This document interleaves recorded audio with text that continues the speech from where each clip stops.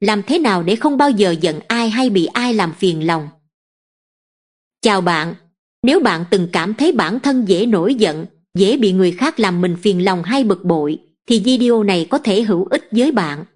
Không phải vì tôi giỏi kiềm chế cảm xúc hơn người khác, mà vì tôi đã có lúc cũng để cảm xúc lôi đi, làm hỏng cả công việc lẫn các mối quan hệ. Và rồi tôi học được một điều, cơn giận không phải đến từ người khác mà đến từ cách mình nhìn nhận và xử lý bên trong. Trong video này, tôi sẽ chia sẻ với bạn những góc nhìn và công cụ đã giúp tôi sống nhẹ hơn, bớt giận hơn và bình tĩnh hơn trước những điều tưởng chừng rất dễ làm mình mất kiểm soát. Không có công thức thần kỳ, chỉ có những điều giản dị mà nếu ta luyện tập mỗi ngày, sẽ giúp ta mạnh mẽ từ bên trong. 1. Sự hủy diệt của cơn giận.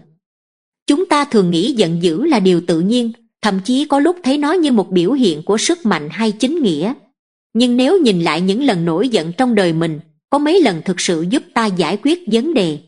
Và bao nhiêu lần khiến mọi chuyện tệ hơn?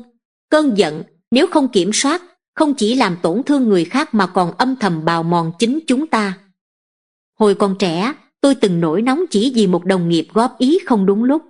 Cô ấy không cố tình làm tôi xấu mặt, nhưng cái tôi non trẻ và đầy phản ứng khiến tôi bật lại, gay gắt trước mặt mọi người. Vài lời qua lại đủ làm rạn vỡ một mối quan hệ vốn có thể là đồng minh tốt. Cái cảm giác hả hê trong vài phút sau đó nhanh chóng bị thay thế bằng sự tiếc nuối và nặng nề kéo dài hàng tuần. Từ chuyện nhỏ, tôi học được một bài lớn, giận dữ không giải quyết được gì, nó chỉ là ngọn lửa đốt cháy cả đôi bên. Marcus Aurelius từng viết rằng, cách tốt nhất để đánh bại cơn giận là ngăn nó không bùng phát ngay từ đầu. Nghe thì đơn giản, nhưng ai từng bị dằn vặt bởi giận dữ mới hiểu câu nói ấy có giá trị thế nào. Khi cơn giận vừa nhen nhóm, đó là lúc ta còn kiểm soát được. Nhưng một khi nó đã bốc cháy, rất khó để dập tắt mà không để lại hậu quả. Seneca cũng ví cơn giận như một dạng mất trí tạm thời. Trong lúc tức giận, chúng ta không còn là chính mình, lý trí nhường chỗ cho bản năng, và hậu quả thường là những lời nói, hành vi mà sau này ta ước gì mình chưa từng làm. Như một vị giám đốc tôi từng biết, chỉ vì cấp dưới quên cập nhật số liệu, ông đã đập mạnh tay xuống bàn, ném cả tập tài liệu vào tường. Vài tháng sau, người ấy rời công ty không phải nhân viên, mà là ông giám đốc ấy, vì ban lãnh đạo nhận ra ông thiếu khả năng kiềm chế. Một phút bốc đồng đã hủy hoại uy tín ông xây dựng suốt nhiều năm. Điều mà các triết gia Stoic nhấn mạnh và tôi thấy càng đúng khi lớn lên là cơn giận không chứng minh bạn mạnh mẽ, nó chỉ cho thấy bạn mất kiểm soát. Nó là một biểu hiện của sự yếu đuối, vì khi giận dữ, ta không điều khiển được bản thân. Thay vì giải quyết gốc rễ vấn đề, ta trút lên người khác, để rồi khi cơn giận qua đi, mọi thứ chỉ thêm rối rắm. Không chỉ ảnh hưởng đến các mối quan hệ, giận dữ còn hủy hoại cả sức khỏe thể chất. Nhiều nghiên cứu hiện đại chứng minh rằng cơn giận thường xuyên làm tăng huyết áp, suy yếu hệ miễn dịch, thậm chí làm tổn thương tim mạch. Cái mà triết gia gọi là độc tố tâm trí, nay khoa học cũng xác nhận là thứ ăn mòn cơ thể theo đúng nghĩa đen. Nhưng điều nguy hiểm nhất không nằm ở hậu quả tức thời, mà ở thói quen. Mỗi lần ta để mình bị cơn giận chi phối, ta đang luyện cho bản thân một phản xạ, hễ gặp trái ý là phản ứng. Và rồi ta trở thành người mà ai cũng dè chừng, không phải vì tôn trọng, mà vì sợ hãi hoặc khó chịu. Dần dần, không ai muốn góp ý, không ai muốn thân cận, vì không biết lúc nào ta sẽ nổi đoá. Một người bạn tôi hiện là giám sát ở một công ty công nghệ từng chia sẻ cách anh học được bài học này. Anh kể, lúc mới được thăng chức, anh rất hay gắt gỏng khi nhóm không đạt chỉ tiêu. Càng căng thẳng, anh càng cáu bẳn. Nhưng rồi một ngày, một nhân viên trẻ khóc ngay trong buổi họp. Cô ấy không chịu nổi áp lực. Đó là lúc anh nhận ra, cơn giận của mình không giúp nhóm tiến bộ, chỉ khiến mọi người sợ sai và né tránh trách nhiệm. Từ đó, anh học cách phản hồi thay vì phản ứng, thay đổi giọng điệu, tập trung vào giải pháp thay vì đổ lỗi. Và điều bất ngờ là, hiệu quả công việc của nhóm cũng tốt lên hẳn. Điều quan trọng là ta không cần phải trở thành một vị thánh không bao giờ nổi giận. Nhưng nếu biết quan sát chính mình, nhận ra dấu hiệu của sự giận dữ ngay từ lúc đầu như cơ thể căng lên, tim đập nhanh, mặt nóng rang, thì ta có thể chọn cách hành xử khác. Một hơi thở sâu, một phút im lặng, đôi khi là cả một bước ra khỏi phòng. Những điều nhỏ ấy lại là chìa khóa lớn để giữ gìn hòa khí và danh dự. Giận dữ có thể là phần không thể tránh của bản năng con người. Nhưng để nó kiểm soát ta hay không, thì là lựa chọn. Và nếu ta muốn giữ gìn những mối quan hệ quan trọng, muốn sống một cuộc đời bình an, điều đầu tiên cần học không phải là cách giận đúng, mà là cách không để nó bắt đầu. Bạn có thể thử hỏi mình mỗi khi bắt đầu thấy cơn giận dâng lên, việc này, 3 ngày nữa còn quan trọng không? 1 tháng nữa thì sao? Có đáng để mất hòa khí, mất hình ảnh, mất sức khỏe vì nó không? Câu trả lời thường là không.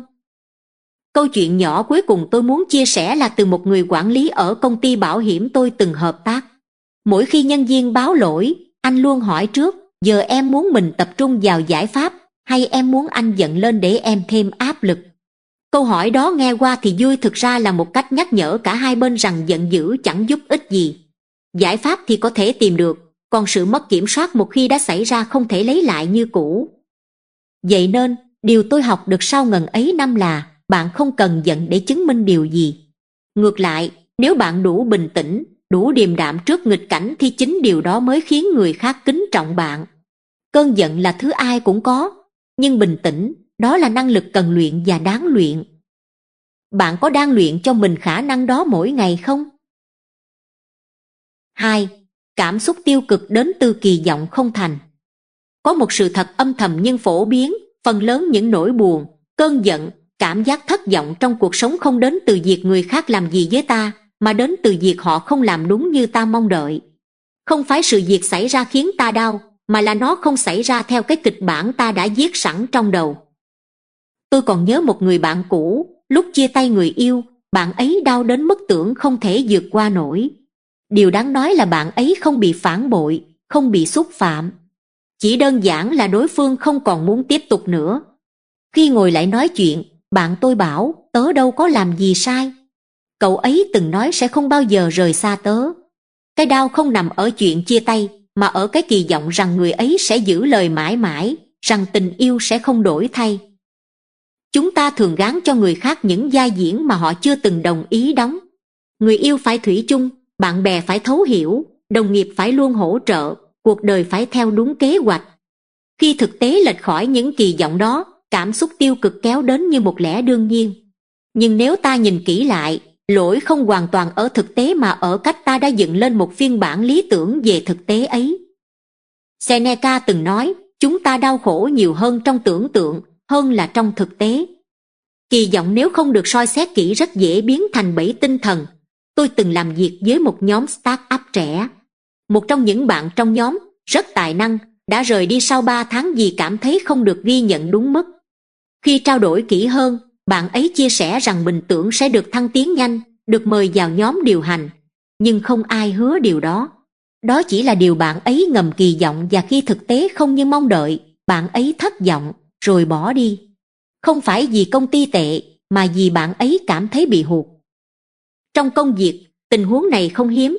Chúng ta kỳ vọng sếp phải hiểu mình, khách hàng phải lịch sự, thị trường phải phản hồi đúng như kế hoạch. Nhưng đời vốn không ký hợp đồng với kỳ vọng của chúng ta. Thị trường đổi chiều, người khác bận tâm chuyện riêng, và mọi thứ không diễn ra như ta muốn. Điều đó không có nghĩa là thế giới sai. Đơn giản là ta đã đặt kỳ vọng quá cứng nhắc vào một thế giới vốn luôn thay đổi.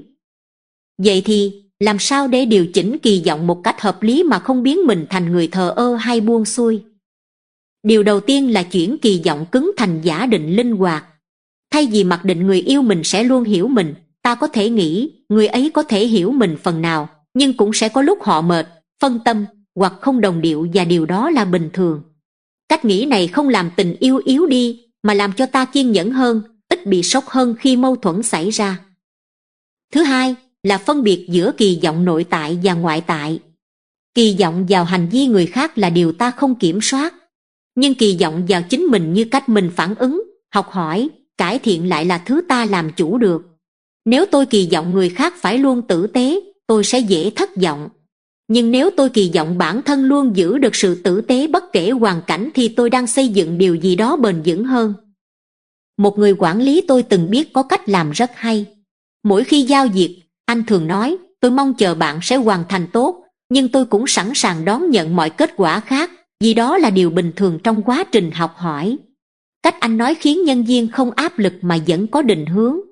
Và quan trọng hơn, khi có trục trặc xảy ra, không ai bị đổ lỗi, vì kỳ vọng ban đầu đã được đặt ra một cách linh hoạt. Kỳ vọng không sai, thực ra nó là động lực sống. Không ai đi làm mà không kỳ vọng được trả lương, không ai yêu mà không mong được tôn trọng. Nhưng sự khác biệt nằm ở chỗ ta bám chặt vào kỳ vọng đó như một điều phải có, hay nhìn nó như một điều mình hy vọng và sẵn sàng điều chỉnh khi cần. Chính cái khoảng mở đó, khoảng linh hoạt tạo nên sự bình an. Một ví dụ nữa là trong quan hệ cha mẹ con cái. Tôi từng nghe một người mẹ than phiền, tôi nuôi nó khôn lớn, hy sinh đủ thứ, vậy mà giờ nó không hề biết ơn. Nhưng lòng biết ơn không thể ép buộc, và mỗi người con có cách thể hiện khác nhau. Nếu một người mẹ kỳ vọng con cái phải báo đáp theo đúng hình thức mình mong, nói lời cảm ơn, chăm sóc, dâng lời mà không thấy, cảm xúc tiêu cực dễ dâng lên. Nhưng nếu thay đổi góc nhìn rằng tôi chăm sóc con vì tôi chọn yêu thương, và tôi để ngỏ cách con thể hiện điều đó theo cách riêng, thì ta sẽ nhẹ lòng hơn rất nhiều. Người theo chủ nghĩa khắc kỷ không từ bỏ cảm xúc, họ học cách điều chỉnh nhận thức để cảm xúc không chi phối mình. Và trong tất cả những điều cần học, việc quản lý kỳ vọng là một trong những gốc rễ quan trọng nhất. Nếu bạn thường xuyên thấy thất vọng, giận dữ, buồn bã, hãy thử dừng lại và hỏi mình đang kỳ vọng điều gì. Điều đó có hợp lý không? Có đang bám chặt vào một viễn cảnh lý tưởng mà quên mất đời thực vốn đầy biến số? Câu hỏi ấy có thể là chìa khóa giúp bạn chuyển từ cảm xúc tiêu cực sang sự bình tĩnh và sáng suốt. Bởi lẽ, như một người thầy từng nói với tôi, hạnh phúc không đến từ việc cuộc đời đúng như ý ta. Nó đến từ việc ta học được cách yêu cuộc đời ngay cả khi nó không giống điều ta đã mong. 3.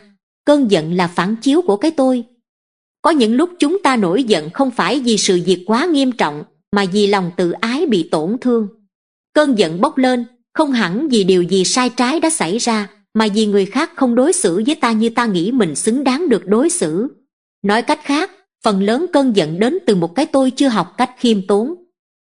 Tôi từng chứng kiến một buổi họp nội bộ, nơi một trưởng phòng phản ứng gay gắt chỉ vì một nhân viên trẻ vô tình cắt ngang lời anh ấy để đưa ra ý kiến.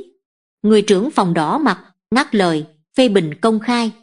Sau buổi họp, tôi hỏi riêng, ý kiến cậu ấy cũng hợp lý mà, sao anh lại căng thế?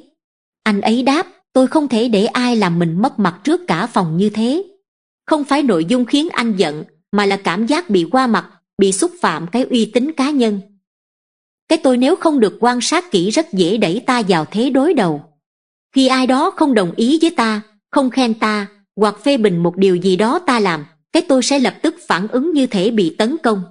Nhưng nếu ta nhìn lại một bước, ta sẽ thấy rất nhiều hành vi ấy không mang ý xấu. Có thể người kia đang mệt, có thể họ thiếu tinh tế, hoặc đơn giản chỉ đang hành xử theo bản tính riêng của họ, không liên quan gì đến ta cả. Marcus Aurelius từng nhắc nhở, không phải điều xảy ra khiến ta bất an, mà là cách ta nhìn nhận nó. Nếu có ai đó buông lời nặng nhẹ, thực chất lời nói đó chỉ là âm thanh cho đến khi ta gán cho nó ý nghĩa. Và ý nghĩa ấy thường được lọc qua lăng kính cái tôi, hắn dám coi thường mình, họ không trân trọng mình, tôi bị xúc phạm. Từ đó, cơn giận xuất hiện như một phản ứng bảo vệ bản ngã. Tôi từng như thế, đặc biệt là trong những năm đầu khởi nghiệp. Mỗi lời từ chối hợp tác, mỗi email phê bình, tôi đều xem như sự phủ nhận giá trị cá nhân. Cái tôi non trẻ muốn được công nhận ngay lập tức, và khi điều đó không đến, nó phản ứng. Tôi nhớ lần đầu tiên trình bày ý tưởng trước nhà đầu tư, một người trong số họ hỏi, tại sao tôi nên tin một người trẻ như cậu? Tôi không trả lời vào trọng tâm, mà nổi cáu nhẹ. Sau đó, tôi mất cơ hội không phải vì ý tưởng chưa tốt, mà vì cái tôi của tôi không chịu nổi sự thách thức. Phải nhiều năm sau tôi mới hiểu, điều họ thử thách không phải mình, mà là sự điềm tĩnh. Trong thế giới thực, rất ít người cố tình xúc phạm ta. Họ đơn giản đang sống cuộc sống của họ, trong đó có thể vô tình va chạm vào cái tôi của ta. Nhưng nếu ta học được cách hạ cái tôi xuống, nhìn mọi chuyện như nó là, không thêm thắt diễn giải, ta sẽ bớt giận, bớt mệt và bớt rối. Vậy làm sao để làm được điều đó? Tôi tin rằng một phần quan trọng nằm ở sự khiêm tốn. Khiêm tốn không có nghĩa là coi thường bản thân, mà là nhận ra rằng mình không phải trung tâm của thế giới. Không ai nợ mình lời khen, không ai bắt buộc phải đồng ý với quan điểm của mình. Và việc ai đó không đánh giá cao ta hôm nay không có nghĩa ta không có giá trị. Một đồng nghiệp cũ của tôi có thói quen rất đáng học. Mỗi khi bị ai đó chỉ trích, anh ấy thường hỏi, liệu điều này nói gì về họ và nói gì về tôi? Có lần một khách hàng nổi nóng với anh, thay vì phản ứng, anh ngồi im nghe hết, sau đó chỉ nói, tôi hiểu hôm nay anh đang gặp áp lực lớn. Và thật ngạc nhiên, người khách dịu xuống ngay, không phải vì anh ấy yếu đuối, mà vì anh ấy đủ vững vàng để không xem mọi lời nói là đòn tấn công vào cái tôi của mình. Cái tôi khiến ta thấy mình bị xúc phạm, cần phải đáp trả, phải chứng minh, phải lấy lại danh dự. Nhưng khiêm tốn giúp ta đặt mình vào vị trí khách quan hơn. Nó cho ta không gian để đặt câu hỏi, liệu chuyện này có thực sự nghiêm trọng như tôi cảm nhận không, hay chỉ là cái tôi đang phản ứng? Trong những mối quan hệ thân thiết, đặc biệt là gia đình, cái tôi còn dễ bị thử thách hơn. Ta mong được người thân hiểu mình, ủng hộ mình, và khi họ không làm vậy, ta dễ giận. Nhưng nếu nhìn bằng con mắt khiêm tốn, ta sẽ thấy ai cũng có góc nhìn, có giới hạn, và không ai hoàn hảo trong vai trò người cha, người mẹ, người bạn đời, hay người con. Thật ra, phần lớn mâu thuẫn không đến từ vấn đề thật sự, mà đến từ cái tôi bị tổn thương. Nếu hai bên đều có thể lùi lại một chút, đặt mình thấp xuống một chút, thì rất nhiều xung đột sẽ không cần xảy ra. Cuối cùng, điều tôi học được sau nhiều lần thất bại và tự phản tỉnh là thế này. Bình an không đến từ việc được tôn trọng tuyệt đối, mà từ khả năng không bị lung lay khi không được tôn trọng như mình mong đợi. Và khả năng đó đến từ một cái tôi biết hạ xuống, một sự khiêm tốn không phô trương, nhưng bền bỉ. Lần tới khi bạn cảm thấy bị xúc phạm, thử hỏi chính mình, liệu mình đang bảo vệ điều gì? Sự thật hay là hình ảnh về bản thân mà mình nghĩ người khác phải công nhận? Có thể, chỉ cần bỏ qua một chút, bạn sẽ nhận lại được nhiều hơn. 4. Tha thứ để tự giải thoát. Nhiều người nghĩ rằng tha thứ là món quà dành cho người đã làm tổn thương mình. Nhưng sự thật thì khác, tha thứ, trước hết, là hành động để tự mình được nhẹ lòng, để dừng việc giam cầm bản thân trong ký ức, trong oán giận, trong cảm giác bị phản bội. Không tha thứ, ta không làm người kia khổ hơn, chỉ khiến mình mang mãi một gánh nặng không cần thiết. Tôi từng có một người bạn thân, đi cùng nhau từ thời đại học đến những năm đầu đi làm. Mọi chuyện tốt đẹp cho đến ngày tôi biết anh ấy đã đứng sau lưng làm điều tổn hại đến uy tín của tôi trong một thương vụ hợp tác. Tôi sốc, giận, rồi cắt đứt mọi liên lạc. Trong nhiều tháng sau đó, tôi vẫn thấy chuyện ấy lởn vởn trong đầu, như một vết thương chưa khép miệng. Mỗi lần nghĩ đến, tôi lại bực, lại tiếc, lại thấy mình ngu ngốc vì đã tin lầm người. Nhưng có một buổi sáng, khi ngồi viết nhật ký, tôi chợt nhận ra, người kia chắc đã quên chuyện đó từ lâu, hoặc ít nhất không còn bận tâm. Còn tôi, người bị hại, lại là kẻ đang tự đeo xiềng xích của giận dữ. Tôi đang để quá khứ điều khiển hiện tại, và tôi không muốn tiếp tục như thế nữa. Tha thứ không có nghĩa là đồng ý với hành động sai. Cũng không phải là việc bắt buộc phải tiếp tục mối quan hệ. Tha thứ đơn giản là dừng việc cho phép hành động của người khác tiếp tục làm tổn thương mình thêm. Là nói với bản thân, chuyện đó đã xảy ra, mình không thể thay đổi, nhưng mình có thể chọn không để nó chi phối tâm trí và cảm xúc mỗi ngày. Seneca từng viết rằng, khi ta tức giận, ta không còn là chính mình. Khi giữ oán giận lâu dài, ta càng rời xa bản thể bình an vốn có. Sự tổn thương ban đầu có thể không do ta gây ra, nhưng việc nuôi dưỡng nó mỗi ngày, để nó ảnh hưởng đến giấc ngủ, cách cư xử, thậm chí quyết định của ta thì lại là điều ta hoàn toàn có thể thay đổi. Có một điểm thường bị nhầm lẫn, người ta nghĩ rằng nếu tha thứ, thì phải quay lại, phải nói chuyện, phải hàn gắn. Thật ra, tha thứ và tiếp tục mối quan hệ là hai việc hoàn toàn khác nhau. Bạn có thể tha thứ ai đó vì chính mình, để lòng thanh thản, mà không cần bước lại gần người đó lần nữa. Tha thứ là chuyện của nội tâm, còn có tiếp tục quan hệ hay không là chuyện của lòng tin, của ranh giới, và của sự an toàn cảm xúc. Tôi từng chia sẻ điều này với một người phụ nữ đang cân nhắc ly hôn. Cô nói, tôi tha thứ cho anh ấy vì đã phản bội, nhưng tôi không thể sống cùng người như thế nữa. Và tôi nghĩ cô đã rất đúng. Tha thứ giúp cô ngừng ràng buộc tâm trí vào quá khứ. Nhưng việc dừng cuộc hôn nhân lại là quyết định để bảo vệ giá trị và tương lai của chính mình. Cô không làm điều đó vì hận, mà vì cô đã đủ rõ để biết mình muốn sống một đời khác. Tha thứ là hành trình không phải khoảnh khắc. Có người mất vài tháng, có người cần vài năm. Nó không phải là việc ta tự lừa mình rằng không sao đâu. Nó là hành trình chấp nhận sự thật, nhìn thẳng vào cảm xúc đau đớn, và rồi dần buông bỏ sự bám víu vào mong muốn quá khứ phải khác đi. Một cách tôi hay dùng để bắt đầu hành trình đó là viết thư không gửi đi cho người đã làm tổn thương mình. Trong thư, tôi kể lại những gì tôi cảm nhận, điều gì khiến tôi đau, và điều gì tôi chọn tha thứ. Việc viết ra giúp tôi định hình lại câu chuyện trong đầu, và từng bước lấy lại quyền làm chủ cảm xúc. Đôi khi, chỉ cần thế là đủ. Marcus Aurelius từng nhắc nhở, điều khiến ta tổn thương không phải hành động của người khác, mà là việc ta cho phép nó chi phối mình. Tha thứ là cách ta rút lại quyền đó, trao nó về cho bản thân, và bước tiếp một cách nhẹ nhàng hơn. Tha thứ không biến ta thành người yếu đuối. Ngược lại, nó đòi hỏi nội lực rất lớn để gác qua tự ái, để chấp nhận thực tế, và để không để bóng ma quá khứ ngăn cản ánh sáng tương lai.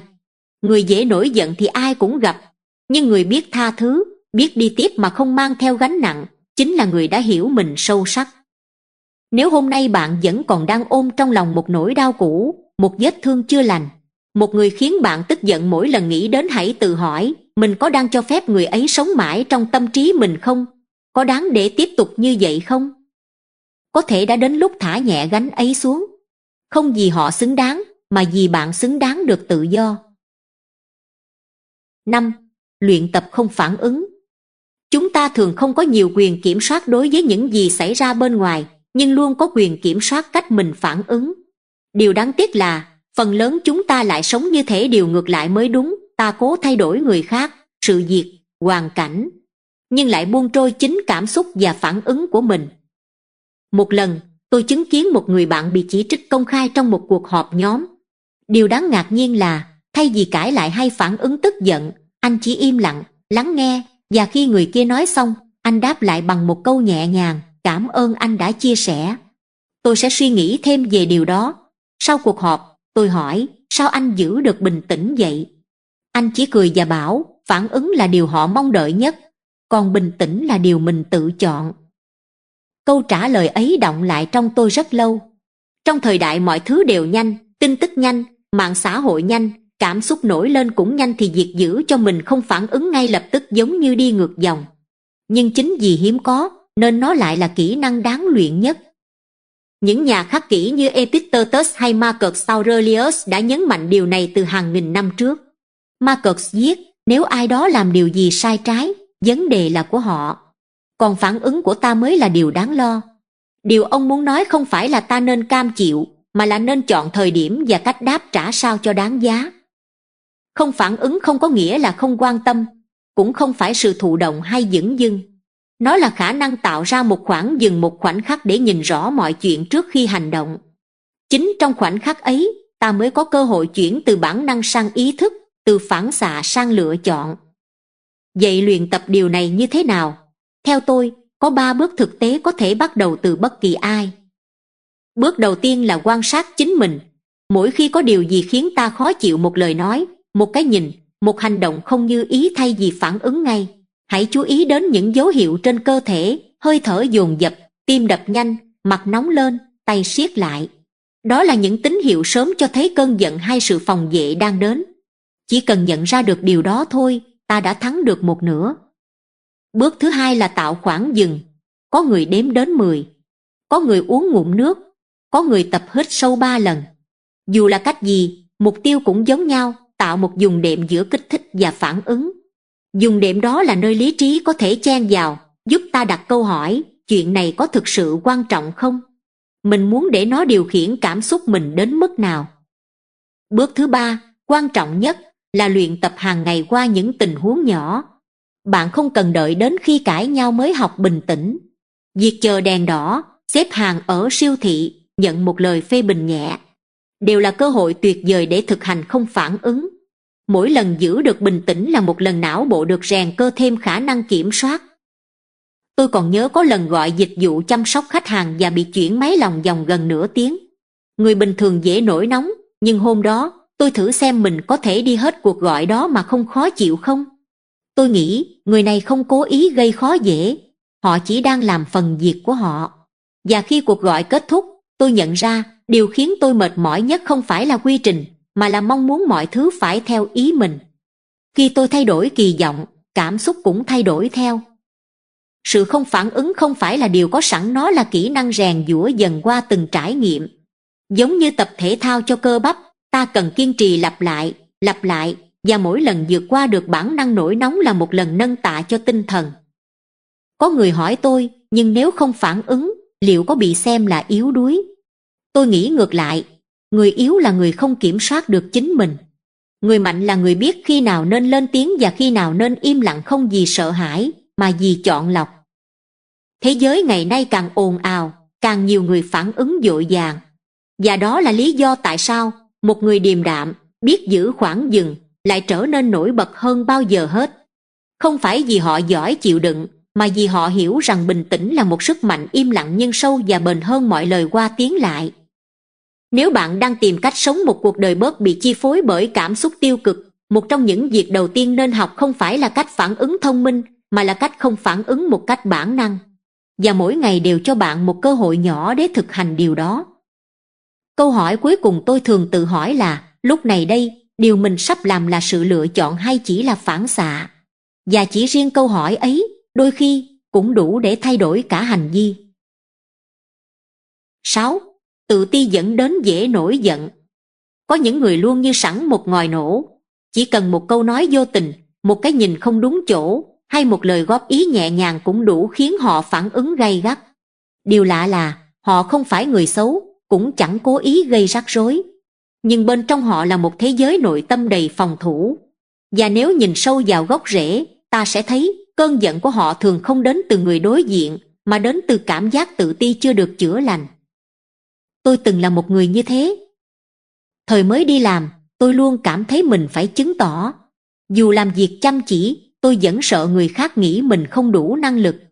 Vì thế, mỗi lần bị phê bình dù đúng tôi nổi nóng, phản ứng, hoặc rút lui im lặng trong sự ấm ức. Bên ngoài thì mạnh mẽ, bên trong thì sợ hãi. Tôi không biết rằng, chính sự thiếu tự tin đó là thứ khiến tôi luôn đặt bản thân trong thế phòng ngự. Và từ thế phòng ngự ấy, cơn giận trở thành công cụ để bảo vệ hình ảnh mong manh của mình. Cái tôi tự ti thường nhạy cảm quá mức với ánh mắt người khác. Nó diễn giải mọi thứ như một đòn công kích, dù thực tế không hẳn như vậy. Một người sếp hỏi, tại sao dự án này chậm tiến độ? Nghe qua có vẻ bình thường, nhưng người tự ti có thể nghe thành, anh nghĩ tôi kém cỏi. Và từ đó, phản ứng nổi lên không phải để giải quyết vấn đề, mà để bảo vệ hình ảnh bản thân. Những triết gia khắc kỷ như Epictetus đã nói, chúng ta không giận vì điều người khác làm, mà vì cách chúng ta cảm thấy về bản thân mình. Điều đó càng đúng khi nhìn lại quãng thời gian tôi luôn giận dữ với cả thế giới, thực ra là vì tôi chưa thấy an toàn trong chính mình. Vậy tôi đã thay đổi thế nào? Tôi bắt đầu bằng việc nhìn lại những cơn giận cũ. Lần nào tôi mất kiểm soát, lần nào tôi phản ứng thái quá, và lần nào trong số đó đến từ sự tổn thương sâu kín chứ không phải bản thân tình huống. Việc viết nhật ký cảm xúc giúp tôi bóc tách từng lớp, hiểu rằng nhiều lúc tôi không giận người khác, tôi giận chính mình vì không đủ giỏi, không đủ mạnh mẽ, không đủ giống như kỳ vọng. Nhưng chỉ nhận ra thôi chưa đủ, tôi cần môi trường để chữa lành. Lúc đó, tôi chủ động tìm đến một nhóm học tập nhỏ nơi mọi người cùng chia sẻ, học hỏi và lắng nghe nhau không phán xét. Trong những buổi trò chuyện như thế, lần đầu tiên tôi thấy mình không phải gồng lên. Có người từng nói với tôi, ở đây, bạn không cần hoàn hảo, bạn chỉ cần thật. Câu nói đó, tưởng như đơn giản, đã khiến tôi nhẹ đi rất nhiều. Chính môi trường ấy, một cộng đồng tích cực, an toàn là liều thuốc mà tôi không tự tạo ra được. Tôi học được rằng, sự tự tin không phải điều có sẵn, mà là thứ lớn lên từng chút, nhờ sự công nhận, hỗ trợ và những trải nghiệm không bị đánh giá. Khi tôi dần tin rằng mình có giá trị ngay cả khi không hoàn hảo, cơn giận cũng ít dần đi. Tôi không còn cần phải phản ứng để bảo vệ mình nữa vì tôi đã không còn cảm thấy bị đe dọa từ mọi phía. Tôi từng đọc ở đâu đó, người giận dữ là người đang đau mà không biết cách nói ra. Câu này đúng với tôi và đúng với rất nhiều người tôi gặp sau này. Có người lớn lên trong gia đình không ai công nhận họ. Có người từng thất bại nhiều lần và mang theo cảm giác mình kém cỏi. Và rồi khi bước ra xã hội, họ phản ứng như thể cả thế giới đang chống lại họ, trong khi điều họ cần nhất là được ai đó nhìn thấy và thấu hiểu. Không ai có thể chữa lành sự tự ti một mình. Ta cần những người đủ kiên nhẫn để lắng nghe, đủ chân thành để góp ý đúng lúc, và đủ bao dung để không rời bỏ khi ta vẫn còn vụng về. Và quan trọng hơn, ta cũng cần trở thành một phần của môi trường ấy để khi người khác tự ti, ta không vội phán xét, mà trở thành điểm tựa cho họ bước tiếp. Ngày nay, mỗi khi gặp ai đó nổi nóng vô lý, tôi không còn phản ứng như trước. Thay vào đó, tôi thường hỏi trong đầu, người này đang sợ điều gì? Họ đang cần điều gì để thấy an toàn hơn? Đó là câu hỏi không dễ có câu trả lời, nhưng chỉ riêng việc đặt ra nó đã giúp tôi giữ được sự bình tĩnh, và đôi khi còn mở ra một cuộc trò chuyện sâu sắc hơn bất kỳ lời tranh cãi nào. Nếu bạn thấy mình hay nổi giận, hay cảm thấy bị chạm tự ái dễ dàng, hãy thử lùi lại và hỏi, mình đang phản ứng với điều gì? Là người kia hay là cảm giác chưa đủ bên trong mình? Câu hỏi đó, nếu bạn thành thật, sẽ mở ra cánh cửa thay đổi. Vì một khi ta xây được lòng tin vào chính mình, ta sẽ không còn cần dùng cơn giận để che chắn nữa. Và rồi, bạn sẽ thấy bình an không đến từ việc kiểm soát người khác, mà đến từ việc chữa lành mối quan hệ với chính mình. 7. Sống có mục đích giúp kiểm soát cảm xúc. Có một sự thật mà tôi chỉ nhận ra sau nhiều năm lênh đênh, khi bạn chưa biết mình sống để làm gì, thì mọi chuyện xảy ra đều dễ khiến bạn bối rối, tổn thương, thậm chí nổi giận. Nhưng một khi bạn rõ ràng với mục tiêu của mình, cảm xúc cũng bắt đầu có người lái. Bạn không còn bị cuốn vào từng chuyện nhỏ nhặt, không còn nổi nóng vì những điều không đáng, vì bạn biết đâu là điều thật sự quan trọng. Hồi trẻ, tôi từng có thời gian mất phương hướng. Việc thì đổi liên tục, mối quan hệ cũng chẳng đi tới đâu, sáng thức dậy không biết mình muốn điều gì. Vì không có mục tiêu rõ ràng, tôi dễ bị cuốn theo cảm xúc nhất thời. Người khác nói nặng lời, tôi suy sụp. Một kế hoạch bị trì hoãn, tôi tức tối. Tôi cố gắng kiểm soát cảm xúc bằng lý trí, nhưng không có gốc rễ nào để bám. Và rồi tôi nhận ra, vấn đề không nằm ở cảm xúc, mà ở việc tôi không có hướng đi để neo lại tâm trí mình. Mọi thứ bắt đầu thay đổi khi tôi nghiêm túc tự hỏi, mình thật sự muốn sống một cuộc đời như thế nào? Câu hỏi nghe thì đơn giản, nhưng đòi hỏi sự thành thật rất lớn. Tôi phải gạt đi những điều người khác mong tôi làm, những gì xã hội đánh giá cao, để chạm đến điều thật sự khiến tôi cảm thấy mình đang sống, không chỉ tồn tại. Tôi nhớ mãi một buổi chiều mưa, tôi ngồi một mình ở quán cà phê quen, lấy giấy viết ra và ghi lại tất cả những điều mình từng làm mà thấy vui, thấy có ý nghĩa. Không phải việc mang lại tiền nhiều nhất, hay được khen nhiều nhất, mà là những việc khiến tôi thấy đúng. Trong số đó, có một điểm chung, tôi thích giúp người khác nhìn rõ vấn đề của họ và tìm ra hướng đi phù hợp. Dù chỉ là bạn bè hỏi chuyện, hay đồng nghiệp cần lời khuyên, tôi đều thấy mình sáng hơn sau mỗi lần như vậy. Từ đó, tôi dần xác định lại công việc, cách sống và các mối quan hệ xung quanh sao cho phù hợp với định hướng ấy. Và điều kỳ lạ là, càng rõ mục tiêu, tôi càng bình tĩnh hơn trong những tình huống khó khăn. Khi người khác phê bình, tôi không còn dễ phản ứng, mà tự hỏi, điều này có giúp mình tiến gần hơn mục tiêu không? Khi có chuyện ngoài ý muốn, tôi không nổi nóng như trước, vì tôi biết mình không có thời gian phí cho những thứ không phục vụ cho con đường đã chọn. Sống có mục đích không làm cuộc sống dễ hơn, nhưng nó làm ta mạnh mẽ hơn. Nó giống như kim chỉ nam giữa biển đời đầy sóng gió. Khi không có nó, mỗi đợt sóng đều có thể cuốn ta đi. Nhưng khi có nó, ta biết cách giữ phương hướng, kể cả trong giông tố. Tuy vậy, không phải ai cũng rõ mục đích sống của mình ngay từ đầu, và cũng không cần phải biết nó từ rất sớm. Điều quan trọng là ta chủ động đi tìm nó, thay vì để cuộc đời đẩy đi đâu thì theo đó. Nếu bạn đang cảm thấy lạc lối, hoặc thường xuyên bị cảm xúc tiêu cực chi phối, hãy thử bắt đầu từ 3 bước đơn giản. Thứ nhất, dành thời gian tĩnh lặng để quan sát bản thân. Ghi lại những lúc bạn thấy vui mà không cần lý do. Những việc bạn làm quên cả thời gian. Những chủ đề khiến bạn thấy muốn học, muốn chia sẻ. Đó là manh mối. Thứ hai, thử sống thử. Đừng đợi đến khi xác định rõ mục tiêu mới bắt đầu. Cứ thử nhận thêm việc, tham gia hoạt động, kết nối với những người làm điều bạn thấy hứng thú. Mỗi lần thử là một bước làm rõ thêm điều bạn muốn. Thứ ba, chọn một giá trị cốt lõi để neo vào dù chưa rõ mục tiêu dài hạn. Ví dụ, bạn có thể chọn sống tử tế, sống trung thực, sống học hỏi. Chỉ cần sống đúng với một giá trị mỗi ngày, bạn đã có điểm tựa để không bị cảm xúc cuốn đi quá xa. Và đừng quên, môi trường quanh bạn có thể ảnh hưởng rất lớn đến khả năng tìm ra và giữ vững mục tiêu. Hãy ở gần những người sống có định hướng, có chiều sâu, và luôn đặt câu hỏi về hành trình sống. Họ không cần cho bạn câu trả lời, nhưng sẽ cho bạn những góc nhìn giúp bạn tự tìm được câu trả lời của mình. Sống có mục đích không phải là việc hô hào khẩu hiệu, mà là việc lặng lẽ xây dựng một hệ thống định hướng bên trong. Mỗi ngày, khi đối mặt với thử thách, thay vì hỏi tại sao chuyện này lại xảy ra với mình, bạn sẽ bắt đầu hỏi, chuyện này đang dạy mình điều gì để đi tiếp trên con đường đã chọn. Và chính sự thay đổi trong câu hỏi ấy sẽ thay đổi toàn bộ cách bạn cảm nhận cuộc sống và kiểm soát cảm xúc của mình. Vì khi bạn biết mình đang đi đâu, bạn sẽ không bị lạc bởi những điều nhỏ nhặt trên đường. Bạn sẽ không dễ nổi giận, không dễ tổn thương vì bạn có điều lớn hơn để hướng tới. Một điều đủ lớn để bạn vững vàng mà bước tiếp. 8. Tái lập não bộ bằng tính dẻo thần kinh. Có những lúc chúng ta thấy bản thân cứ lặp đi lặp lại những phản ứng tiêu cực, những thói quen xấu, như thể não bộ đã được lập trình sẵn để cư xử như vậy. Nhưng điều đáng mừng là khoa học thần kinh hiện đại đã chứng minh một điều, bộ não không phải cỗ máy cố định. Nó có khả năng thay đổi, thích nghi và tái lập chính nó. Điều này được gọi là tính dẻo thần kinh neuroplasticity.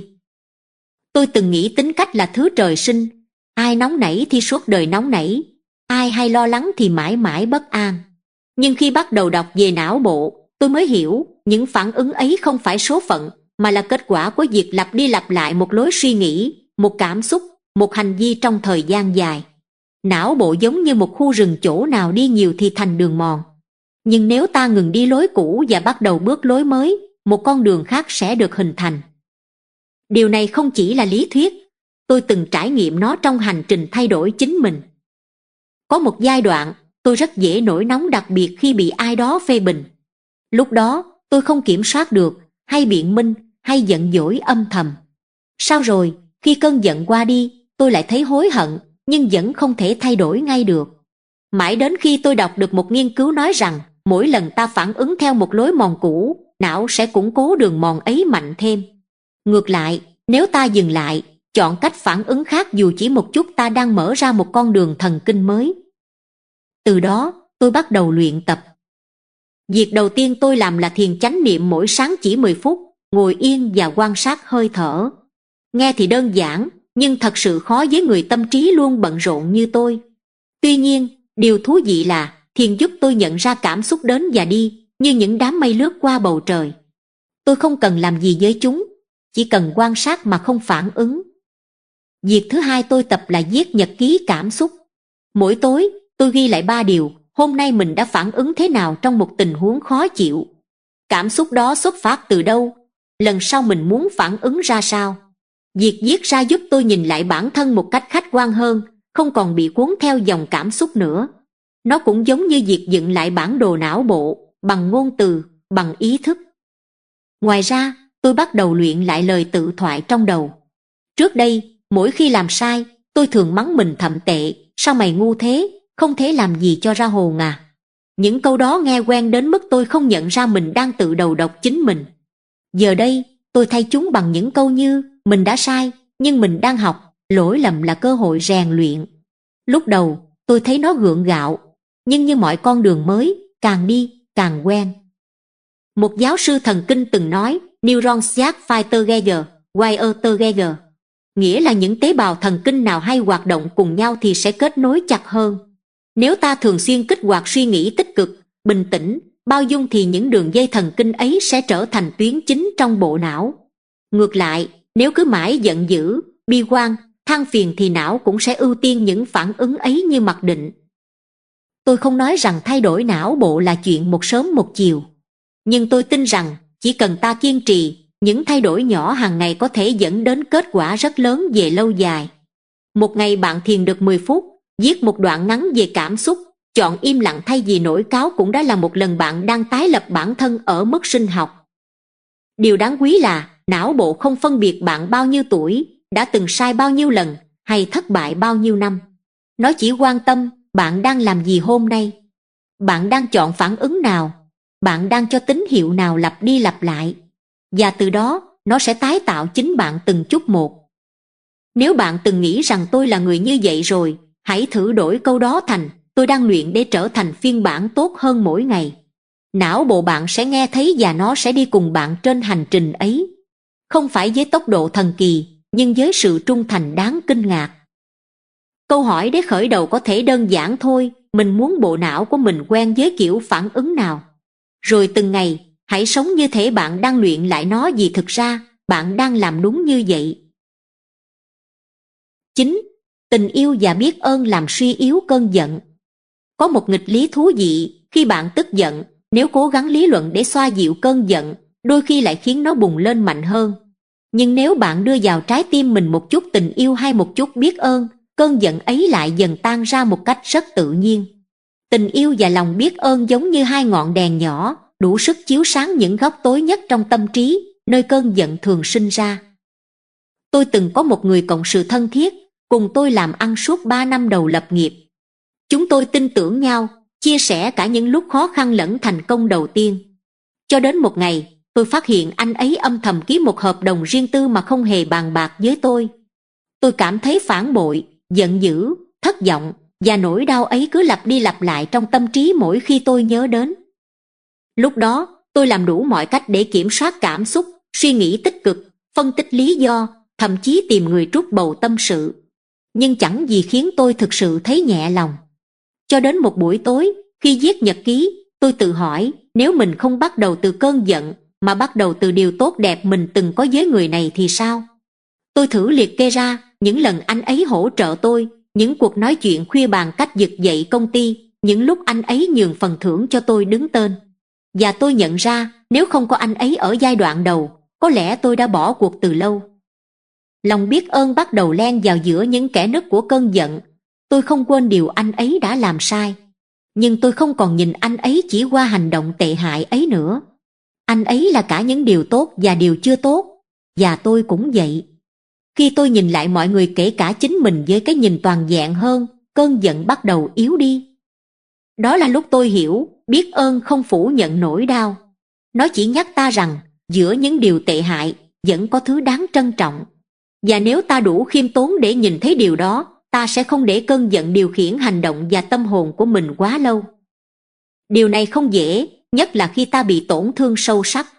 Có người phản bội niềm tin, nói dối ta trong thời gian dài, thậm chí lừa dối cả tiền bạc lẫn tình cảm. Làm sao để giữ lòng biết ơn trong những tình huống như thế? Tôi không nghĩ ta nên cố gắng giả vờ biết ơn hay gượng ép lòng tốt. Nhưng ta có thể bắt đầu từ việc tách biệt hành động và con người. Một người có thể làm điều sai, nhưng điều đó không phủ nhận hết mọi giá trị họ từng mang lại. Một mối quan hệ có thể kết thúc trong đau đớn, nhưng vẫn có những khoảnh khắc từng khiến ta trưởng thành. Tôi từng nói chuyện với một người phụ nữ bị chồng phản bội sau gần 10 năm chung sống. Cô ấy đau, rất đau. Nhưng sau một thời gian, cô bảo, tôi không thể tha thứ cho điều anh ta làm. Nhưng tôi vẫn biết ơn vì những năm tháng tử tế mà chúng tôi từng có. Tôi biết ơn vì đứa con chung của chúng tôi. Biết ơn vì nhờ chuyện này, tôi học cách mạnh mẽ. Lòng biết ơn của cô không xóa sạch tổn thương, nhưng nó giúp cô không gục ngã. Có nhiều cách để rèn luyện lòng biết ơn, nhất là khi ta đang giận dữ. Thứ nhất là viết nhật ký biết ơn mỗi ngày. Dù ngày hôm đó có tệ thế nào, cũng thử ghi ra 3 điều bạn biết ơn, một người bạn đã hỏi thăm, một bữa ăn ngon, một phút được yên tĩnh. Việc này không xua tan cơn giận ngay lập tức, nhưng như một giọt nước làm mát dần dùng cảm xúc đang bốc cháy. Thứ hai là hình dung người đó vào thời điểm họ từng làm điều tốt. Không phải để tha thứ nếu bạn chưa sẵn sàng, mà để giữ cho trái tim mình không trở nên cay độc. Chúng ta không thể kiểm soát việc bị tổn thương, nhưng ta có thể chọn không để tổn thương biến mình thành một người khác hẳn.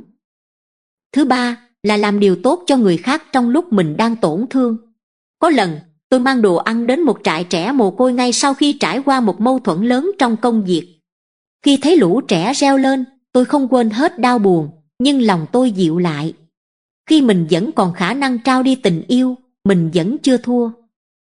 Cơn giận là điều tự nhiên, nhưng nếu để nó ở lại quá lâu, nó sẽ bắt đầu làm mờ đi cái nhìn của ta với thế giới. Lúc đó, tình yêu và lòng biết ơn giống như hai bàn tay kéo ta ra khỏi vùng tối, không phải bằng lý trí, mà bằng sự rung động rất người, rất thật. Nếu bạn đang giận ai đó, hãy thử một điều nhỏ thôi, nghĩ đến một khoảnh khắc tốt đẹp từng có với người đó, hoặc một bài học bạn rút ra từ nỗi đau. Không cần phải tha thứ ngay, chỉ cần nhận ra rằng có một điều để biết ơn, là bạn vẫn còn có chỗ để hồi phục. Và biết đâu, từ đó, cơn giận sẽ bắt đầu tan chảy, như băng gặp nắng đầu xuân. Không phải vì người kia thay đổi, mà vì bạn đã chọn yêu chính mình bằng cách không mang mãi một cơn giận trong lòng. 10. Thiết lập ranh giới lành mạnh. Một trong những bài học quan trọng nhất mà tôi học được khi trưởng thành không đến từ sách vở hay hội thảo, mà từ những lần kiệt sức vì nói có quá nhiều, và đau lòng vì không biết cách nói không. Thiết lập ranh giới không phải là việc xa cách người khác. Ngược lại, nó là cách ta giữ gìn lòng tự trọng, năng lượng và sự chân thành trong các mối quan hệ. Tôi nhớ có một giai đoạn, tôi trở thành người luôn sẵn sàng trong mắt bạn bè và đồng nghiệp. Cần giúp, có tôi. Muốn tâm sự, tôi lắng nghe. Việc khẩn cấp, tôi gác lại mọi thứ để làm giúp. Lúc đầu, tôi thấy vui vì mình hữu ích, nhưng càng về sau, tôi càng thấy mệt. Tôi bắt đầu cáu gắt, lảng tránh, thậm chí tránh luôn cả những người tôi từng thân. Không phải vì họ thay đổi, mà vì tôi không còn đủ sức. Và sâu xa hơn, tôi đã để người khác bước qua ranh giới cá nhân mà không nhận ra. Ranh giới là thứ không ai tự nhiên biết cách thiết lập. Phần lớn chúng ta lớn lên trong môi trường khuyến khích sự dễ chịu, sự hy sinh và xem việc nói không là ích kỷ. Nhưng sự thật là, nếu bạn luôn làm hài lòng người khác bằng cách làm tổn thương chính mình, thì đó không còn là tử tế nữa, đó là sự bỏ rơi bản thân. Tôi bắt đầu học cách thiết lập ranh giới bằng những việc nhỏ, từ chối tham gia một buổi gặp khi đã quá mệt, dừng trả lời tin nhắn công việc sau 10 giờ tối, không gật đầu trước những lời nhờ vả không hợp lý. Lúc đầu, tôi thấy có lỗi, tôi sợ mất lòng, sợ người khác nghĩ mình thay đổi. Nhưng điều bất ngờ là, phần lớn người tử tế đều hiểu, và những ai phản ứng gay gắt, hóa ra lại chính là người từng lợi dụng sự dễ dãi của tôi. Câu hỏi khó hơn là, làm gì khi người khác không tôn trọng ranh giới của ta? Có một lần, một người bạn cũ liên tục gọi cho tôi sau nửa đêm chỉ để than vãn chuyện tình cảm. Dù đã nói rõ rằng tôi cần ngủ sớm để giữ sức khỏe, bạn ấy vẫn gọi, vẫn kể, và nếu tôi không nghe máy, bạn sẽ nhắn hàng chục tin. Một tối, tôi nhắn lại, tớ hiểu cậu đang cần ai đó chia sẻ. Nhưng tớ không thể tiếp tục nhận những cuộc gọi như thế. Nếu cậu cần trò chuyện, mình hẹn vào giờ khác, khi cả hai đều sẵn sàng. Bạn ấy im lặng vài ngày. Sau đó, chúng tôi nói chuyện lại lần này, trong một khung giờ rõ ràng, và câu chuyện cũng đi vào hướng xây dựng hơn. Tôi nhận ra, người tôn trọng mình sẽ điều chỉnh. Người không tôn trọng nếu mình càng mềm, họ càng tiến xa. Đặt ranh giới không phải là đóng cửa, mà là chỉ rõ cánh cửa nào đang mở, và khi nào thì mở. Một cách giao tiếp rõ ràng, điềm đạm nhưng dứt khoát, luôn có sức mạnh hơn rất nhiều so với việc chịu đựng trong âm thầm rồi bùng nổ sau cùng. Thiết lập ranh giới lành mạnh đòi hỏi 3 yếu tố: rõ ràng, kiên định và biết cách phản hồi. Rõ ràng nghĩa là bạn cần xác định được đâu là giới hạn của mình về thời gian, năng lượng, giá trị. Đừng chờ đến lúc quá sức rồi mới phản ứng. Kiên định nghĩa là khi đã nói không thì đừng vội nói ừ chỉ vì bị thúc ép. Mỗi lần bạn phá vỡ ranh giới mình đặt ra là một lần bạn dạy người khác rằng ranh giới ấy có thể bị xem nhẹ. Và phản hồi nghĩa là khi ai đó vượt ranh giới, hãy cho họ biết nhẹ nhàng nhưng chắc chắn. Không cần la hét, không cần chỉ trích, chỉ cần nói điều này khiến tôi không thoải mái. Tôi mong từ nay có thể được tôn trọng ở điểm này. Có người sẽ bất ngờ, có người sẽ giận, nhưng rồi những người thực sự nên có mặt trong cuộc đời bạn họ sẽ hiểu và ở lại. Tôi không còn là người luôn có mặt như xưa nữa, nhưng tôi là người có mặt trọn vẹn khi thật sự có mặt. Tôi biết mình cần nghỉ ngơi, cần không gian và cần sự tôn trọng. Và nhờ đó, tôi không còn thấy oán trách khi giúp người khác, vì tôi biết tôi đang cho đi trong phạm vi mình tự nguyện. Ranh giới là cách bạn dạy người khác cách đối xử với bạn, và cũng là cách bạn nhắc bản thân rằng bạn xứng đáng với sự tử tế từ cả người khác và từ chính mình. 11. Không phải chuyện gì cũng đáng để quan tâm. Một trong những kỹ năng sống quan trọng nhất mà tôi học được không liên quan đến làm thế nào để làm được nhiều hơn, mà là học cách bỏ qua những điều không đáng. Trong một thế giới mà ai cũng tranh nhau để được chú ý, để được phản hồi, để được like hay công nhận, việc lựa chọn điều gì xứng đáng với sự quan tâm của mình trở thành một nghệ thuật và là thứ quyết định sự bình an nội tâm hơn bất cứ điều gì khác. Tôi từng là kiểu người phản ứng với mọi thứ. Tin nhắn chưa trả lời ngay lập tức khiến tôi lo lắng. Một lời nói bâng quơ từ đồng nghiệp làm tôi suy diễn cả buổi. Một bình luận thiếu thiện chí trên mạng đủ khiến tôi mất ngủ. Lúc đó, tôi nghĩ đó là vì mình nhạy cảm, nhưng thực chất là vì tôi chưa biết cách lọc thông tin, chưa biết cách đặt lại câu hỏi, chuyện này có thật sự đáng không? Một ngày, tôi tình cờ đọc được một câu hỏi đơn giản mà sau này trở thành chiếc la bàn của mình: liệu chuyện này có còn quan trọng trong 1 năm nữa không? Và khi thử áp dụng, tôi ngỡ ngàng vì nhận ra hơn 80% những điều mình đang dằn vặt, lo lắng, tức giận đều là chuyện vặt. Những điều có thể bị quên trong 1 tuần, hoặc không để lại bất kỳ hệ quả gì đáng kể. Từ đó, tôi bắt đầu xây dựng cho mình một bộ lọc, một cách để chọn lọc điều gì xứng đáng với sự chú ý, điều gì nên được buông bỏ, và điều gì nên được chuyển hóa thành hành động có ý nghĩa. Bộ lọc đó gồm 3 câu hỏi. Thứ nhất, liệu điều này có ảnh hưởng dài hạn đến mình không? Nếu ai đó từ chối lời mời, có thể mình buồn một chút. Nhưng nếu đó không phải là người đồng hành lâu dài, thì sự từ chối ấy không đáng để mình dằn vặt. Ngược lại, nếu một lời góp ý dù khó nghe nhưng giúp mình trưởng thành, thì đáng để lắng nghe và suy ngẫm. Thứ hai, đây là chuyện của mình hay của người khác? Rất nhiều lúc ta thấy bực tức không phải vì vấn đề thực tế, mà vì ta vô tình ôm lấy cảm xúc, kỳ vọng hay lỗi lầm của người khác vào mình. Có người hành xử không đúng, ta khó chịu như thể mình phải chịu trách nhiệm sửa họ. Nhưng sự thật là mỗi người có hành trình riêng. Việc của ta là sống đúng phần của mình, không phải đi chỉnh sửa cả thế giới. Thứ ba, phản ứng của mình lúc này sẽ khiến mọi việc tốt hơn hay rối hơn. Nhiều lúc ta muốn lên tiếng, muốn phản bác, muốn chứng minh. Nhưng không phải lúc nào sự phản ứng cũng mang lại kết quả tích cực. Có khi im lặng là sự lựa chọn mạnh mẽ nhất. Có khi nụ cười là cách phản hồi thông minh hơn là tranh cãi. Và có khi, việc bước ra khỏi cuộc đối thoại chính là cách giữ gìn giá trị bản thân. Tôi còn nhớ một lần, một người khách hàng gửi email phàn nàn, lời lẽ khá gay gắt. Bản năng đầu tiên là muốn viết lại một email phản bác từng điểm, chứng minh mình đúng. Nhưng rồi tôi dừng lại, thở sâu và tự hỏi, nếu mình trả lời theo cảm xúc, liệu có giải quyết được gì không? Hay chỉ khiến sự việc căng hơn? Sau vài giờ, tôi trả lời lại với tinh thần cầu thị, tập trung vào giải pháp. Kết quả là không chỉ giải quyết được vấn đề, mà còn giữ được mối quan hệ. Tôi nhận ra, sự chú ý của mình là tài sản. Mỗi lần ta để tâm đến điều vô nghĩa, là một lần ta tiêu hao năng lượng mà lẽ ra có thể dùng để phát triển bản thân, xây dựng mối quan hệ, hoặc đơn giản là tận hưởng một buổi chiều yên tĩnh. Và khi ta tập trung quá nhiều vào những chuyện nhỏ nhặt, ta sẽ bỏ lỡ những điều lớn lao, quan trọng hơn đang diễn ra.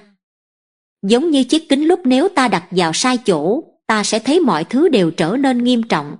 Nhưng nếu biết chọn đúng điểm cần nhìn kỹ, ta sẽ hiểu rõ vấn đề mà không bị cảm xúc lấn át. Sống giữa thời đại ồn ào, nhiều thông tin, việc biết để tâm đến cái gì quan trọng hơn nhiều so với biết được bao nhiêu điều. Người mạnh mẽ không phải là người phản ứng nhanh nhất, mà là người biết chọn lúc nào cần phản ứng và lúc nào nên bước đi. Người sâu sắc không phải là người biết hết mọi chuyện, mà là người biết điều gì nên bỏ qua. Nếu hôm nay bạn đang thấy lòng mình bận rộn, nhiều phiền toái, hãy thử dừng lại vài phút và tự hỏi, trong số tất cả những điều mình đang bận tâm, điều gì thực sự xứng đáng? Có thể bạn sẽ ngạc nhiên vì câu trả lời. Và có thể, chính giây phút đó là lúc bạn bắt đầu lấy lại sự bình an từ chính bên trong mình. 12. Tách biệt sự thật và niềm tin. Một trong những kỹ năng tư duy quan trọng nhưng thường bị bỏ qua, đó là học cách phân biệt giữa điều gì là sự thật và điều gì chỉ là niềm tin ta đã lặp đi lặp lại đủ lâu để tưởng là thật. Khi không nhìn rõ ranh giới này, ta dễ sống trong giới hạn của chính mình mà không hay biết. Và nguy hiểm hơn, ta có thể đưa ra những quyết định sai lầm chỉ vì tin vào một điều chưa từng được kiểm chứng. Tôi từng làm việc với một người đồng nghiệp giỏi giang, có kinh nghiệm, nhưng rất sợ phát biểu trong các buổi họp nhóm. Khi hỏi, cô ấy nói, tôi không có khả năng diễn đạt tốt như mọi người. Lúc đầu tôi tin là cô nói thật. Nhưng khi được chứng kiến cách cô hướng dẫn nhóm nhỏ, tôi thấy rõ cô có cách trình bày rất logic và thu hút. Vấn đề không nằm ở khả năng mà nằm ở niềm tin sai lệch cô ấy mang theo. Tôi không đủ giỏi để phát biểu trước đám đông. Đó là một ví dụ kinh điển của việc nhầm lẫn giữa sự thật và niềm tin. Sự thật là cô ấy từng hồi hộp khi nói trước nhóm lớn. Nhưng niềm tin mà cô rút ra từ đó lại là tôi không phù hợp với điều này. Và từ đó, cô tự giới hạn mình trong các cơ hội phát triển.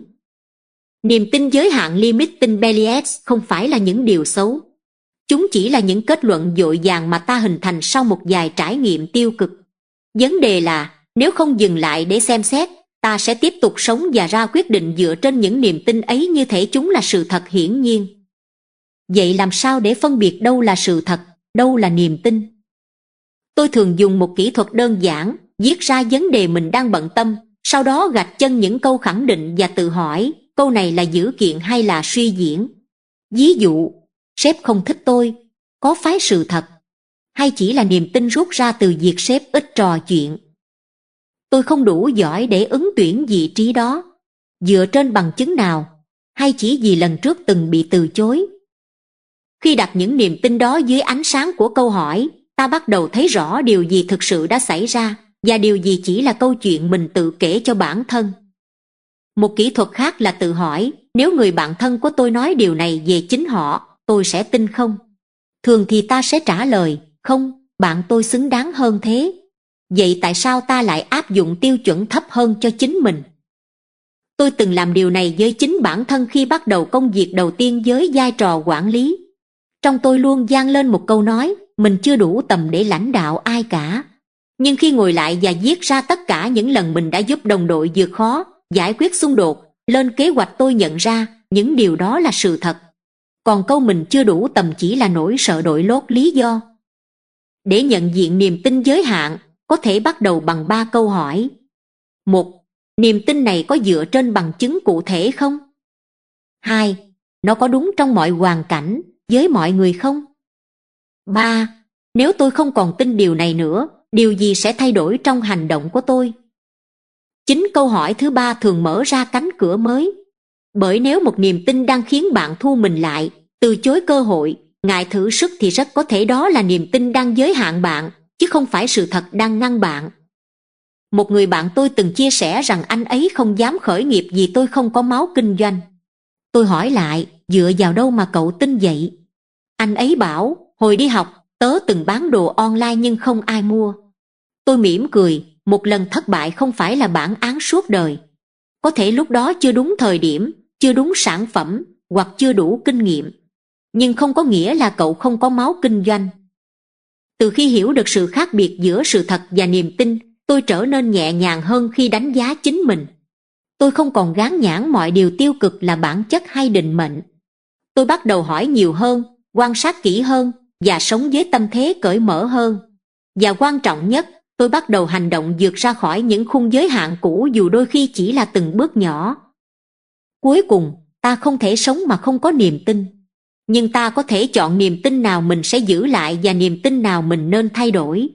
Và để làm được điều đó, ta cần luyện cho mình thói quen dừng lại, phân tích và thách thức những câu chuyện nội tâm đã ăn sâu qua năm tháng. Nếu hôm nay bạn đang thấy mình bị mắc kẹt, hãy thử viết ra một điều bạn đang tin về bản thân rồi hỏi, liệu đây có phải là sự thật? Hay chỉ là một điều tôi từng sợ và giờ đang coi là hiển nhiên? Câu hỏi ấy nếu được lặp lại đủ nhiều sẽ là khởi đầu cho một cách nhìn mới và có thể là một cuộc sống mới. 13. Xây dựng hình ảnh bản thân lành mạnh. Một trong những ảnh hưởng âm thầm nhưng sâu sắc nhất đến cảm xúc, hành vi và cách ta sống mỗi ngày chính là hình ảnh bản thân mà ta mang trong đầu. Ta không sống theo con người thật của mình mà sống theo cách ta nghĩ về chính mình. Nếu hình ảnh đó lệch lạc, méo mó, ta sẽ thu mình lại hoặc ngược lại, cố gắng che giấu bằng một lớp vỏ tự tin giả tạo. Nhưng khi hình ảnh bản thân lành mạnh, ta không cần phải gồng lên để chứng minh điều gì, cũng không dễ bị lung lay bởi lời khen hay phê bình. Tôi từng là người rất chú trọng đến việc tạo ấn tượng với người khác. Trong những năm đầu đi làm, tôi luôn cố gắng ăn mặc thật chỉnh chu, nói năng có chọn lọc và luôn để ý xem người khác nghĩ gì về mình. Ngoài mặt, tôi có vẻ tự tin nhưng bên trong, tôi luôn cảm thấy bất an. Chỉ cần một nhận xét nhẹ cũng đủ làm tôi suy nghĩ hàng giờ. Nếu ai đó không phản hồi email ngay, tôi tưởng mình đã làm điều gì sai. Tất cả những điều đó bắt nguồn từ một hình ảnh bản thân mong manh được xây dựng không dựa trên giá trị thật, mà dựa vào cách người khác nhìn nhận. Một lần, sau một bài thuyết trình, tôi được khen là nói chuyện rất chuyên nghiệp. Thay vì vui, tôi thấy lo, lần sau mà nói kém hơn thì sao? Chính những lời khen, thay vì tiếp thêm sức mạnh, lại trở thành áp lực vì tôi chưa thật sự tin vào giá trị của mình. Tôi sống phụ thuộc vào ánh mắt bên ngoài và dần dần, điều đó khiến tôi mất kết nối với chính mình. Mọi thứ chỉ bắt đầu thay đổi khi tôi dành thời gian nhìn lại, thực ra, mình nghĩ gì về bản thân khi không có ai đánh giá, không có sân khấu nào, không cần gồng lên để thể hiện. Câu hỏi đó mở ra một hành trình dài và không dễ chịu vì tôi phải đối diện với những góc khuất, sự so sánh, lòng ganh tị, nỗi sợ bị bỏ rơi và cả những vết thương từ thời thơ ấu. Nhưng cũng từ đó, tôi bắt đầu đặt lại nền móng cho hình ảnh bản thân không dựa trên những gì người khác nói, mà dựa trên những gì tôi chọn tin là giá trị cốt lõi của mình. Tôi nhận ra, một hình ảnh bản thân lành mạnh không đến từ việc cố gắng trở nên giỏi hơn người khác, mà đến từ việc biết rõ mình là ai và sống đúng với điều đó, dù người khác nghĩ gì. Tự tin thật không phải là luôn nói lớn, đi nhanh, hay không sợ ai, mà là biết mình có điểm mạnh gì, điểm yếu gì, và không cần phải che giấu điều gì trong số đó.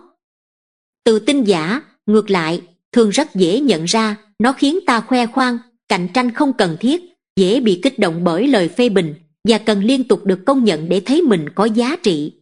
Trong khi đó, người có sự tự tin lành mạnh thường yên lặng hơn, nhưng vững vàng hơn.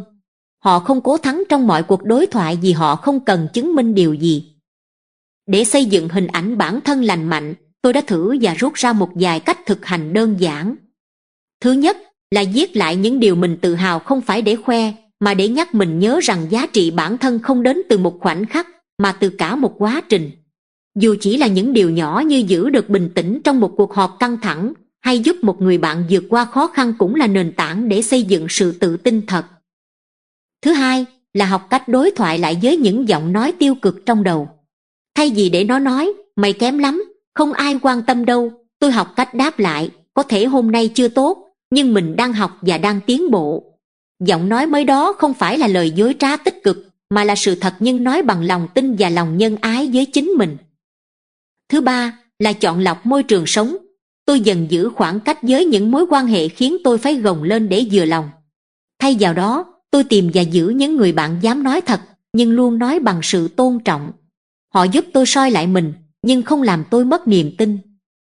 Và cuối cùng là học cách chấp nhận mình chưa hoàn hảo mà vẫn thấy đủ. Câu nói tôi hay nhắc mình là, mình vẫn đang trong quá trình hoàn thiện và như vậy đã là ổn. Khi tôi dám nhìn bản thân với sự chân thành, tôi không còn cần che giấu những phần chưa hoàn thiện nữa. Và lạ kỳ thay, chính điều đó lại khiến tôi được người khác tin và mến nhiều hơn. Nếu hôm nay bạn thấy mình chưa đủ tự tin, chưa thấy mình ra gì, thì có thể vấn đề không nằm ở việc bạn thiếu năng lực, mà là ở hình ảnh bản thân bạn đang giữ. Hãy thử hỏi, mình đang nhìn mình bằng con mắt của ai? Có đúng không? Có công bằng không? Và nếu câu trả lời là không, thì có lẽ đã đến lúc bạn bắt đầu vẽ lại hình ảnh ấy bằng màu sắc của sự thật, lòng bao dung và sự kiên nhẫn với chính mình. Bởi khi bạn thật sự tin vào giá trị của bản thân, bạn không cần phải gồng lên. Bạn chỉ cần bước đi một cách tự nhiên và rất đổi bình an. 14. Thoát khỏi cách phân chia tốt, xấu. Có một thói quen rất phổ biến mà chúng ta thường không để ý, đó là phân loại mọi người, mọi sự việc theo hai nhãn dán đơn giản tốt và xấu. Ai khen mình là người tốt, ai phê bình mình là người xấu. Việc thuận lợi là điều tốt, việc trắc trở là điều xấu. Suy nghĩ này ban đầu giúp ta cảm thấy dễ hiểu thế giới hơn. Nhưng về lâu dài, nó khiến tâm trí trở nên cứng nhắc, cảm xúc dễ dao động, và các mối quan hệ trở nên đầy thành kiến, phòng thủ. Tôi từng như vậy. Trong công việc, tôi có xu hướng nhanh chóng phân loại người khác, ai thân thiện, tôi cho là đáng tin. Ai lạnh nhạt, tôi gán cho là kẻ có vấn đề. Khi ai đó phản đối ý tưởng của tôi cảm thấy bị tấn công như thể họ là phe đối lập. Mỗi lần như thế, tôi thấy căng thẳng, dễ nổi nóng và khó hợp tác được lâu dài. Cho đến một ngày, tôi tham gia một khóa học về tư duy phản biện, nơi giảng viên nói một câu khiến tôi lặng người, không có ai hoàn toàn tốt, cũng không ai hoàn toàn xấu. Chỉ có hành vi phù hợp hay không phù hợp trong một hoàn cảnh cụ thể. Tôi đem câu ấy về nghiền ngẫm và nhận ra, phần lớn những người tôi từng cho là xấu đều từng có khoảnh khắc tốt, chỉ là tôi đã không còn thấy hoặc không muốn công nhận. Ngược lại, có những người tôi từng xem là tuyệt vời cũng từng làm những điều khiến tôi thất vọng, nhưng tôi đã chọn bỏ qua vì yêu mến cá nhân họ. Sự phân chia rạch ròi ấy hóa ra chỉ là một cách đơn giản hóa thực tại để ta cảm thấy dễ sống hơn, nhưng nó không giúp ta sống sâu hơn. Từ khi nhận ra điều đó, tôi bắt đầu thực hành một điều tưởng đơn giản mà hóa ra rất khó, nhìn người như họ là, chứ không phải như mình muốn họ là. Tôi cố gắng không dán nhãn người tốt, người xấu, mà nhìn từng hành vi, từng hoàn cảnh, rồi tự hỏi liệu họ đang phản ứng từ nỗi sợ, từ thiếu hiểu biết, hay từ tổn thương chưa lành. Khi nhìn như vậy, tôi không còn giận dữ nhiều như trước. Tôi vẫn có thể không đồng ý, vẫn có thể giữ khoảng cách nhưng lòng không còn nặng nề. Tuy nhiên, có một câu hỏi rất thực tế mà ai cũng sẽ gặp, nếu mình không gọi ai đó là người xấu, vậy làm sao để bảo vệ ranh giới của mình khi họ cư xử sai? Đây là nơi ta cần sự phân biệt quan trọng, khác biệt giữa phán xét người và nhận diện hành vi. Tôi có thể nói, hành vi này không phù hợp, hoặc tôi không chấp nhận cách anh ấy đối xử như vậy, mà không cần kết luận rằng anh ấy là người xấu. Việc này cho phép tôi giữ được ranh giới rõ ràng mà không cần mang theo sự thù ghét. Ví dụ, tôi từng cộng tác với một người có cách làm việc rất áp đặt, thường xuyên thay đổi yêu cầu vào phút chót. Trước đây, tôi sẽ gọi người đó là độc đoán và cắt đứt hoàn toàn. Nhưng lần này, tôi chọn nói rõ, tôi cần kế hoạch rõ ràng từ đầu. Việc thay đổi liên tục khiến tôi khó đảm bảo chất lượng. Khi tôi giữ ranh giới bằng lời lẽ rõ ràng, không phán xét, thì người kia cũng bớt phòng thủ và dần điều chỉnh cách làm việc. Thoát khỏi cách nhìn nhị nguyên còn giúp ta khoan dung hơn với chính mình. Bởi nếu ta luôn nghĩ mình phải tốt toàn diện, thì chỉ một lỗi nhỏ cũng khiến ta tự kết tội. Nhưng nếu ta chấp nhận rằng con người là một dòng chảy của những lựa chọn có lúc sáng suốt, có lúc sai lầm, thì mỗi lần vấp ngã không còn là bản án, mà là cơ hội để học và lớn lên. Tôi từng mắc sai, từng phản ứng tiêu cực với người thân, từng đưa ra quyết định khiến người khác tổn thương. Nhưng khi tôi ngừng gọi mình là người tệ, tôi mới đủ can đảm để nhận lỗi, xin lỗi và thay đổi. Nhìn thế giới ngoài lằn ranh tốt xấu không có nghĩa là sống không nguyên tắc. Ngược lại, đó là cách sống có chiều sâu và có trách nhiệm hơn. Ta vẫn phân biệt điều đúng sai, ta vẫn giữ giới hạn, nhưng ta làm điều đó với tâm thế cởi mở, chứ không với đôi mắt mang định kiến. Nếu hôm nay bạn đang thấy ai đó cư xử không đúng với mình, hãy thử đổi cách nói trong đầu từ người đó xấu sang họ đang hành xử chưa phù hợp. Cách thay đổi ngôn ngữ ấy không chỉ giúp bạn giữ bình tĩnh, mà còn mở ra khả năng đối thoại và thấu hiểu khi cần. Và nếu sau cùng bạn vẫn chọn rời xa, bạn sẽ rời đi với sự sáng suốt chứ không mang theo nỗi cay đắng. Vì đôi khi, chính việc dán nhãn ai đó là kẻ xấu khiến ta giữ mãi mối oán giận không cần thiết. Còn khi ta học cách tách hành vi ra khỏi con người, ta không chỉ hiểu họ hơn mà còn hiểu chính mình rõ hơn. Và đó, có lẽ mới là bước tiến thật sự trên hành trình trưởng thành. 15. Quy trình RIN để xử lý cơn giận. Cơn giận, nếu không được nhìn thấu và xử lý đúng cách, dễ trở thành ngọn lửa thiêu rụi những mối quan hệ, cơ hội và cả sự bình an nội tâm. Nhưng thay vì kìm nén hoặc bộc phát, chúng ta có thể học cách đi xuyên qua cảm xúc ấy bằng một quy trình có thể luyện tập Recognize, Immerse, Navigate, Neutral. Mỗi bước như một cột mốc giúp ta không bị cuốn trôi, mà trở thành người quan sát, rồi người dẫn đường cho chính cảm xúc của mình. Tôi muốn chia sẻ một câu chuyện cá nhân để minh họa từng bước trong quy trình này. Một trải nghiệm có thật đã giúp tôi hiểu rõ hơn sức mạnh của việc tiếp cận cơn giận một cách có ý thức. Hôm đó là một buổi họp quan trọng. Tôi trình bày ý tưởng mà tôi và đội ngũ đã mất nhiều tuần chuẩn bị. Khi tôi vừa dứt lời, một đồng nghiệp lập tức phản bác, nói rằng hướng đi đó thiếu thực tế và có lẽ chỉ hợp với lý thuyết. Cả căn phòng im lặng. Tôi cảm thấy một cơn nóng lan khắp ngực, đầu óc căng lên. Cảm giác bị coi thường, bị xúc phạm ập đến. Trước đây, có thể tôi đã đáp trả gay gắt. Nhưng lần này, tôi quyết định thử đi theo 4 bước của quy trình RIN. Bước 1. Recognize, vì nhận diện cơn giận. Tôi dừng lại vài giây và tự nhủ, mình đang giận. Không biện minh, không đổ lỗi, chỉ đơn giản là nhận ra. Tôi để ý nhịp tim mình đang nhanh, hai tay bắt đầu lạnh, suy nghĩ trở nên rối. Việc đặt tên cảm xúc giúp tôi bước ra khỏi trạng thái bị cảm xúc kiểm soát hoàn toàn. Tôi không phải là cơn giận, tôi là người đang quan sát một cơn giận đang hình thành trong mình. Bước 2. Immerse, chấp nhận và quan sát sâu hơn. Tôi không cố xua cơn giận đi, thay vào đó, tôi để mình chạm vào nó một cách có ý thức. Tôi tự hỏi, cảm giác này xuất phát từ đâu? Tôi nhận ra điều làm tôi giận không phải lời nói của đồng nghiệp, mà là cảm giác bị phủ nhận công sức. Bên dưới đó là nỗi sợ bị xem thường, sợ đội ngũ bị đánh giá sai. Việc cho phép bản thân cảm nhận trọn vẹn mà không bị cuốn theo đã khiến cảm xúc lắng xuống dần. Tôi như đang soi đèn pin vào một góc tối trong tâm trí. Bước 3. Navigate, hướng dẫn phản ứng. Khi cơn giận đã được nhận diện và hiểu rõ hơn, tôi bắt đầu hỏi, giờ mình muốn điều gì xảy ra? Mình muốn bảo vệ bản thân, hay muốn được lắng nghe và tôn trọng? Tôi chọn trả lời với thái độ bình tĩnh, cảm ơn anh đã phản hồi. Tôi muốn hiểu rõ hơn điểm anh đang lo ngại, để có thể cải thiện phần trình bày. Nhưng tôi cũng xin được chia sẻ thêm lý do đằng sau hướng đi này. Cả phòng như được mở khóa, cuộc họp trở nên đối thoại, chứ không đối đầu. Bước 4. Nurture, chăm sóc phần tổn thương. Buổi họp kết thúc, nhưng tôi không bỏ qua cảm xúc. Buổi tối hôm đó, tôi ngồi lại và viết ra những gì mình đã cảm nhận, từ nỗi thất vọng, tự ái, cho đến lòng biết ơn vì đã giữ được bình tĩnh. Tôi gọi cho một người bạn thân, chia sẻ trải nghiệm, không để nó nằm lại trong lòng như một cơn sóng âm ỉ. Việc này giúp tôi nuôi dưỡng sự thấu hiểu với chính mình, và cũng là một cách để chữa lành những vết xước dù nhỏ. Từ trải nghiệm ấy, tôi hiểu rằng cơn giận không phải kẻ thù, nó là tín hiệu. Nó chỉ trở thành vấn đề khi ta hoặc cố đè nén nó, hoặc để nó lái toàn bộ hành vi của mình.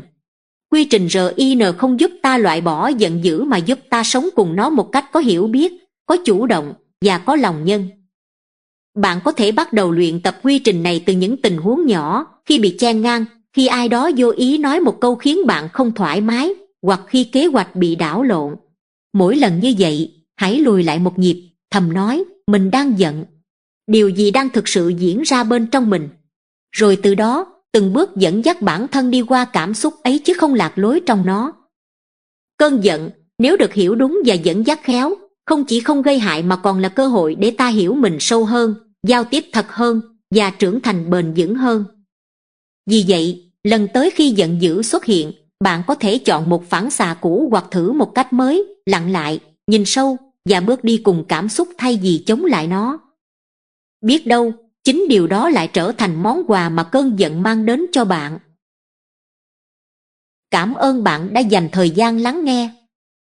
Nếu có một điều duy nhất bạn mang theo sau video này, tôi hy vọng đó là cảm xúc không phải thứ để kìm nén hay chạy trốn, mà là thứ để mình quan sát, thấu hiểu và dẫn dắt. Chúng ta không thể thay đổi cách người khác cư xử, nhưng chúng ta có thể chọn cách mình phản ứng. Và đôi khi, chỉ cần một nhịp thở chậm lại, một cái nhìn rộng hơn, cũng đủ để ta giữ được sự bình an mà không ai có thể lấy đi. Chúc bạn một ngày sống nhẹ, không vì ai, mà vì chính mình.